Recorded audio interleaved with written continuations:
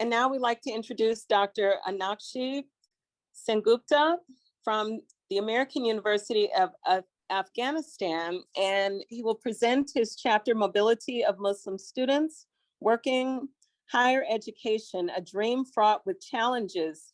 Thank you so much for your 2-minute remarks. Thank you so much for having me here. Thank you, Dr. Vista and Dr. Fraser. Although I am from American University of Afghanistan, but unfortunately, both our campus is under the control of Taliban. So we are all operating from our home countries. So this chapter that I wrote was about mobility of Muslim students and Islamophobia. And this was with Dr. Sumair from American University of Iraq, Soleimani, and Dr. Andrew Semawanga from St. Lawrence University of Uganda. So we were basically trying to find out, the fear that the Muslim students face while they apply to go and study abroad. So we had, in the literature review, of course, we found about the push and the food pull factors, because at this time, when I wrote this, there was a surge of Muslim students coming from the Middle Eastern country, mainly from Syria, Iraq, and other places. We had 2 types of students that we studied. One who intends to go and study abroad, and those who have studied abroad and have come back home. So the number of participants were, of course, quite high from Iraq. Kurdistan is basically where we had based our research.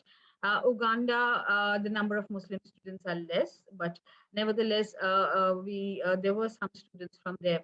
It was difficult to trace the students who have come back home or have stayed back in the country of where they have gone to study, mainly USA and European countries, UK.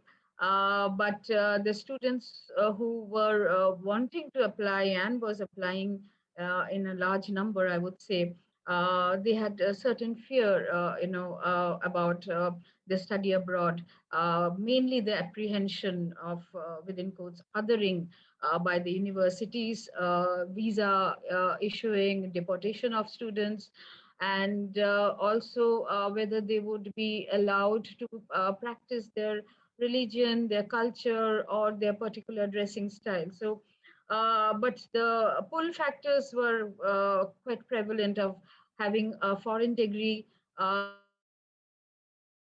back home or staying back and getting a better job over there. And while I was writing this chapter, I didn't know that today most of our students, we have evacuated around 350 students and to different countries. And we are now in the process of evacuating another 350 who's stuck in Kabul, Afghanistan. So the relevance of this study at that point, it seems it's very prevalent now, because all our students are facing the same issues, whether they're going to get visa coming from Afghanistan and what kind of life lies ahead of them.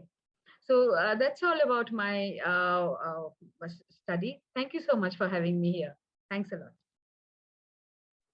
Thank you, Dr. Sengupta, for sharing your chapter with us.